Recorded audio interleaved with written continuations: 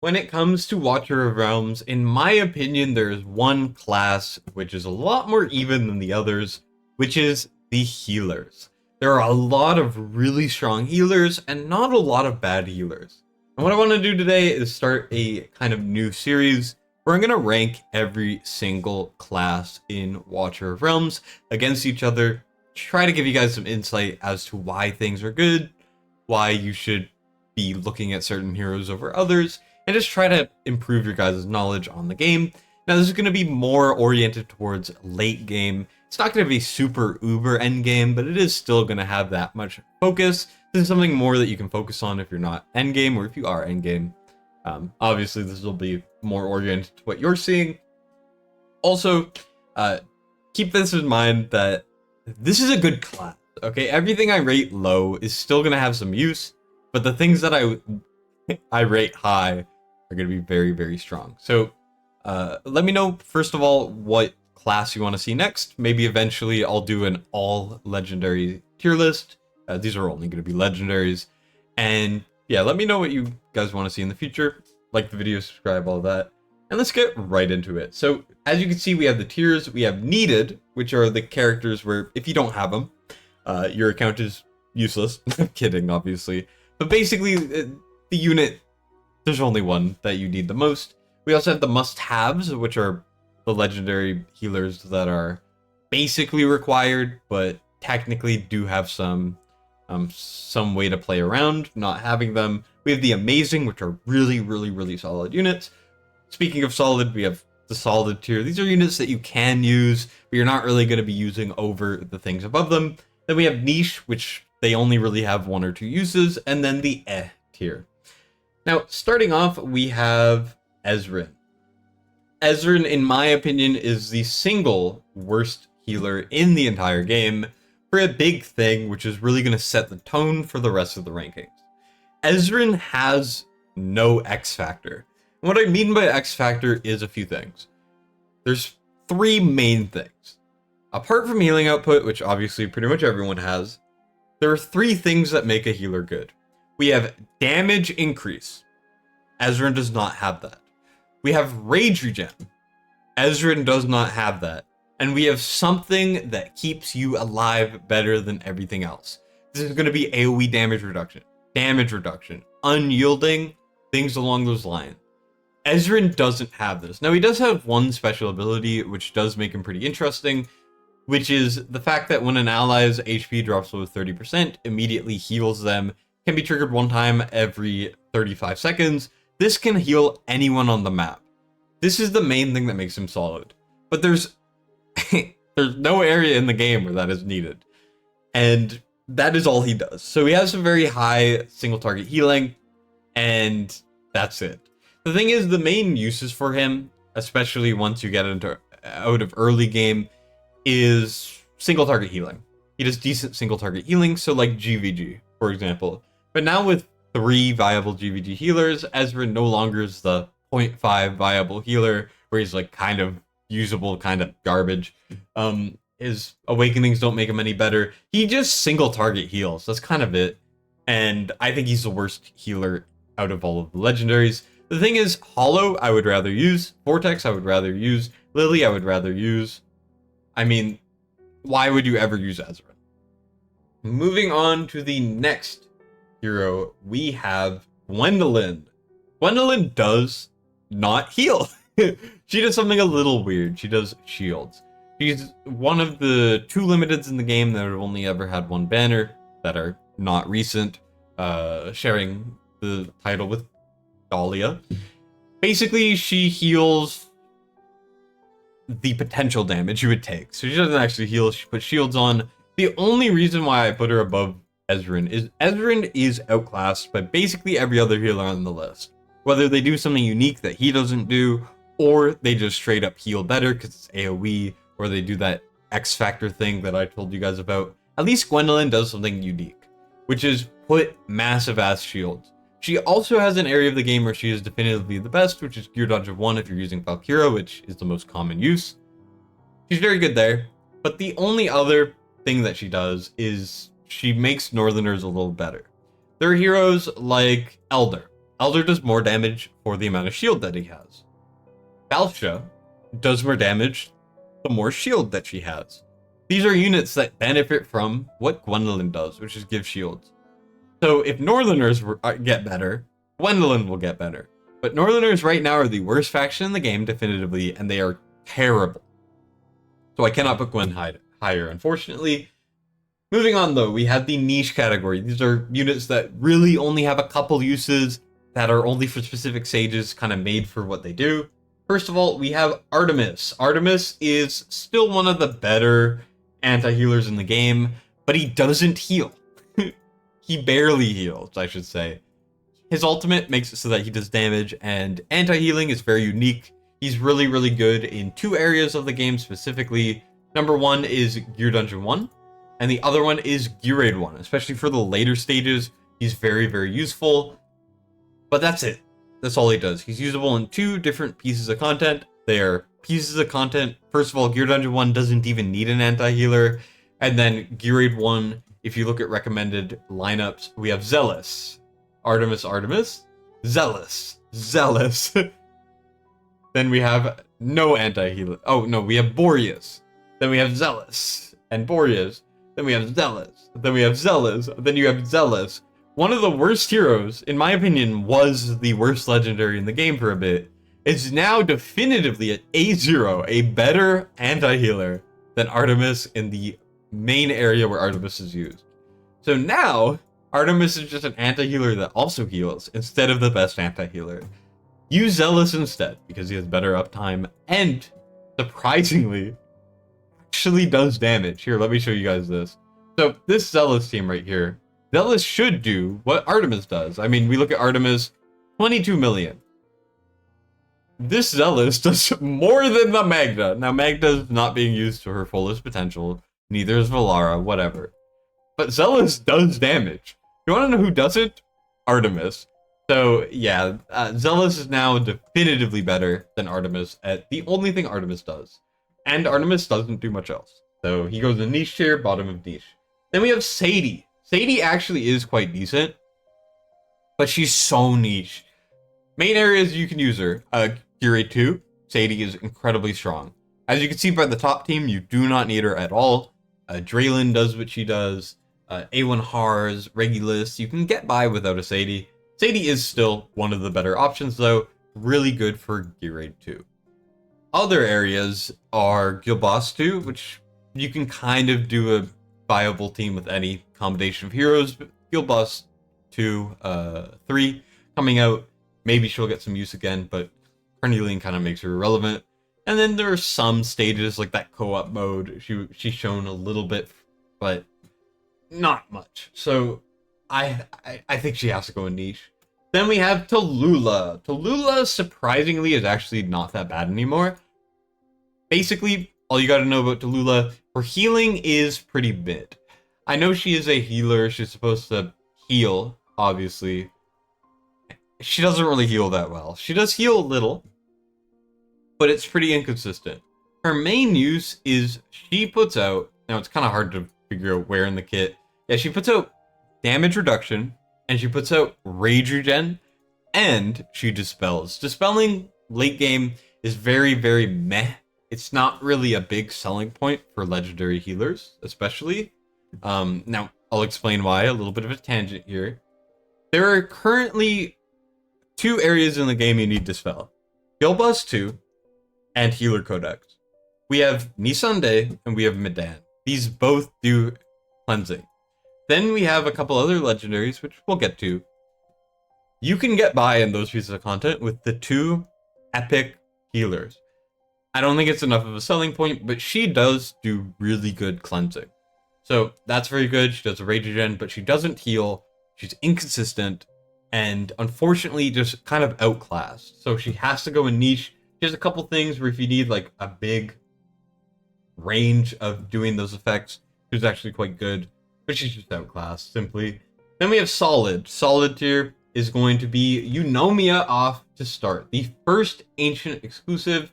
As you can see, if we go over here, Yomia is one of the worst cleansers in the game. Terrible, terrible cleansing. but she has a benefit of being one of the best healers in Healer Codex and having really strong healing. She has a permanent ult after a certain point, she gives attack speed increase, and she bounces. Very good healing, decent factions, but there's no place for her. She's not like amazing any one specific place, she's just a decent healer. Good healing output. That's all I can say for her. Then we have Leia. Now, even as a Lord, I would still put Leia this low. The thing is, Leia has the X factors I was talking about, but it's very limited, and her range is not very good for what she does. Her ultimate, 10% rage and a little bit more rage after. Then we have a little bit of damage increase, which is very nice. There's a couple areas she's meta, like Styx Codex, which she's pretty good. But everywhere else, I just wouldn't even use her. I haven't used my Leia ever, which is crazy, but I've had Leia for 6 months plus. I've never used her. Not a single time. She does have some uses, but she just gets outclassed. I mean, her healing output's really bad. And then the rage regen is outclassed, and then the damage increase is outclassed. It's very, very little damage increase, to be honest. And the issue is, it's so inconsistent. She only does it on certain burst moments, and that's it. I don't think Leia goes any higher. Then the final unit in solid is going to be Daisomi. Daisomi, I know I said cleansing wasn't that good for late game, which is what I'm basing this off of, because that's where I am. But Daisomi is the best cleansing in the game. He has one of the best inspirations in the game. He puts it on all the freaking time. When I did a test, he had pretty much the highest, which was insane, but it is kind of reserved for a small concentration of heroes. He's very unique in the fact that he doesn't really heal, but he's really good. He has some of the best damage increase. He has shields. He has an unyielding. He does a lot of things. He's had some arena usage, some good GVG usage. I've seen him used in tower, in campaign, in a lot of areas. Basically, as long as you're not risking everyone dying, Daisomi is really, really strong, but not good enough to go higher. Now we get to the amazing tier. Every other unit that we see now is going to be revolutionary, and you should have them, or an alternative replacement. One of the two things, or you're going to be suffering in a couple pieces of content. Like I said, the healer class is one of the best in the game, most well-rounded. Starting off amazing, we have Carnelon. Carnelon has to go here. Carnelon excels so strongly in a couple areas of the game, but everywhere else she's kind of mediocre. Let's go over the positives. Gear Dungeon 2 is very specific. You need a lot of different things. You need like a hatchet up here, or you can put like a freaking... It's not Edith, it's someone that starts with E. It's an epic, does a lot of damage. Basically, you need to either have insane burst damage and micro and kind of do a ton of different things, or you need all of the ideal units in Gear Dungeon 2, or you just kind of slap Carnelon down and you make sure that she puts orbs on everyone and she gives them unyielding. That's the main gimmick for her, is unyielding. She does some damage reduction as well, but basically she keeps your guys alive even past their death. That's Carnelion's point. She does it pretty often as well. So not only Gear Dungeon 2, Gear Aid 2, she has some good options, or some good viability, sorry. But the main thing is GVG. GVG is weighted very heavily for me because in Guild versus Guild, this is like the main endgame mode. Once you've kind of done everything, this is there at the end because Arena's terrible. Carnelon is really, really, really strong. Top 2 healer, in my opinion, and a top 1 healer. I'm actually, funnily enough, not using her right now because the Piercer teams are pretty good this season and they don't need a healer. But Carnelon does AoE unyielding. Very, very strong. Build Boss 2, she's insane. Abyss, she's technically an option. I wouldn't really use her if you could, but if she's your only option, she's good. But that's all she does. She only does unyielding. Certain campaign stages as well, where there's crazy burst damage, she excels very well. But I can't put her higher because everyone else is just more important. Starting off with Ferssi. Now Ferssi, the reason why he's there is because there's multiple alternatives, and as a healer, he's kind of mid. The main reason why Fersi's good is When you get into the point of Gear Raid 2, Abyss, Guild Boss 2, areas like this where you're getting a lot of AoE damage taken, Ferssi and one other unit we'll get to later, and Eirlys as well, all have AoE damage reduction. This stacks with not only damage reduction, but AoE damage reduction. Ferssi has 25%, incredibly useful. If we go to Guild Boss Abyss, my bad, you can see a lot of Ferssis. Ideally, when we go down, because obviously looking at the top of the leaderboard doesn't help, you're going to see a lot of a healer we'll get to later, and Ferssi. Ferssi is amazing for this type of content, but he does very minimal healing. His inspiration is complete ass. His faction is really bad, in my opinion. He doesn't do much beyond the AoE damage reduction. He has to go into basing at the highest. Rounding it out, we have Aylin, which in my opinion is such a jump up from Ferssi, but unfortunately I can't put her higher. Now hear me out. Aylin is the single highest AoE healing in the game. You click her ult and nothing will die in her range until she has done it. She is insane. Not only that, she has 15% ally damage reduction. This stacks with what Ferssi does. Aylin is basically almost required in 2 areas. Abyss, which is very important. As you'll see, there's a lot of Aylin, best healer, but she can ultimately be replaced by Eloin, which you can see there, Eloin right there. Then we have, Leia? What the hell? That's actually a sick-ass team. Sorry, tangent there, but she's very good in Abyss, and the other area is Gear Raid 2. Then, Healer Codex, she's very good, but that's kind of it. But the thing is, every single thing that Aylin is useful for, she is absurdly good. She deserves to be very high on the list. You need an Aylin. Aylin's one of those heroes where if you don't have her, you're going to regret it. She also doesn't have a lot of replacements. Diaochan, which we'll get to later, can do a lot what she does, but nowhere near the healing output. She's insane. Moving on, we have Nerissa, which is the other healer I was trying not to mention too much. Nerissa is basically Ferssi if Ferssi was good apart from the AoE damage reduction. Not only does she have the AoE damage reduction, she increases her attack, reduces her damage taken, she increases allies healing received. She has 100% inspiration on one unit, which has the highest attack and range. She technically does damage, very minimal part of her kit. 2 people at the same time. She doesn't do single target healing. She heals 2 people at the same time, and it's good healing. And she has some of the best awakenings in the whole entire game. Oh my goodness, Nerissa is absurd. But she doesn't go higher, unfortunately, because there's other things, in my opinion, that are a bit important, but she's still easily a must-have unit. Probably one of the best units to come out this year. You can see Nerissa is everywhere. Abyss. I'm not even going to name the things. She's good in every single piece of content you need a healer, except for GVG. That's it. Good everywhere. Even has a Dispel. Like, honestly ridiculous. Speaking of Dispel, we have Eloin.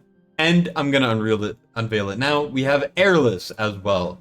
In our number 2 and our number 3 spot. Both getting a podium finish. These guys kind of do the same thing.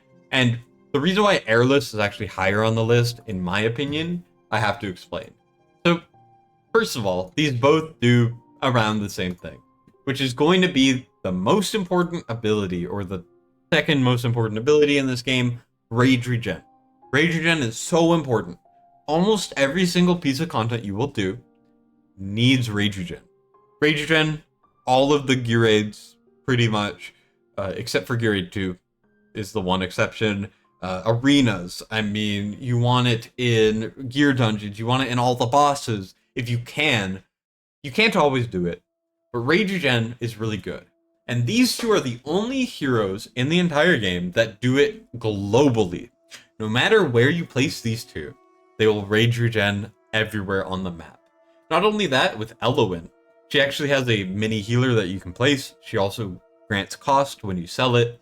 You get a positive cost trade. She also has very solid healing, AoE healing, and she can cleanse. Eirlys, on the other hand, has the single highest single target healing in the entire game. It is not comparable. She has damage reductions. 25% is ridiculous to the people that she's healing. Not only that, she has the same amount of rage regen at base, but when she's healing people, they get double, which is ridiculous. By the way, the main 1% a second equivalent that Eloin also has is also global. She also has unyielding, which is ridiculous. And once again, the highest single target healing in the game. The reason why Eirlys is higher for late game, Eloin I would say is a little better for early game, is not only is her range easier to work with, Eloin's range is a little bit wonky because it's one tile in the back. She's better in GVG, she's better in Gear Raid 3. These are two of the hardest stages in the game. Eloin is not single target arena viable anymore. And because of Eirlys coming out, now single target arena watcher comps are meta. As you can see, Bubbly, shout out Bubbly, got first. Also shout out FN. Freaking A0 Airless making watcher teams meta in single target purely because she's such a good healer. Viable in all of the late game content. Eventually, Airless is better than Eloin. Earlier on, I think Eloin has a bit more viability because of that Wood Elf and the cost and all of that stuff. Basically, they have some of the most important traits in the entire game that you have to have. If you don't have one of them, you're going to suffer. At least Nerissa, Ferssi, Draylin, there's more options and they're more limited in the content you need them for. Airless and Eloin, you need them forever. Now, if you didn't go into this video knowing who was number one and who was basically required to play the game, then you need to learn, and I'm going to teach you. It's Diaochan. Diaochan is the single most important healer in the game, and in my opinion, the most important unit. Now, there are technically alternatives, but they are so garbage compared to her. She's used in every content that you need this type of unit for, except for like 2. Now, why is Diaochan so good? Well, a couple of reasons, but the main reason why Diaochan is so good is for this. She does inspiration. I don't know where I can find it, but basically, yeah, here. Is it here? No. She basically does inspiration. Now, inspiration is one of the most important things in this entire game. Absolutely amazing. It basically takes her attack, so you want to build her with as much attack as possible, and it gives it to everyone in her range. That's insane. And most heroes, I mean, the best epic in the game is Dolores, who doesn't even have full uptime. You know, most inspiration heroes don't have full uptime, and they don't apply it to very many people because their range is small. Diaochan does both of those things. Basically, her A1, which is the most important awakening in the game, in my opinion, makes it so that she can have the most unique inspiration range in the game, affects people everywhere pretty much because it's such a large range. She also has penetration increase, and then she has 100% uptime on her inspiration. It's ridiculous. Areas that she's good in is everywhere with a platform tile. If you look in the arenas, 1, 2, 3, used in every single team. 1, 2, 3, used in every single team. 1, 2, 3, used in every single team. Most important arena unit in the game. Basically required in Abyss. Now, Nightmare 4 Dolores is technically slightly better if you're going for a high score. Maybe Durza as well, but those are for very niche things. Diaochan still works very well. And even beyond that, oh, and also a main area, Gear Raid 3, she's required. Like, literally required. You cannot do it without her. She's the most required unit in the game. Let's put it that way. And the best limited, and the best healer, and the best basically everything. Right? She's so freaking important. I cannot put into words how important she is. And that's one of her modes. She can also heal and put out damage reduction on your allies. Aylin is very good in Gear Raid 2. You can actually get by with Diaochan doing what Aylin does. She doesn't do a ton of healing, but look, right here. No Aylin.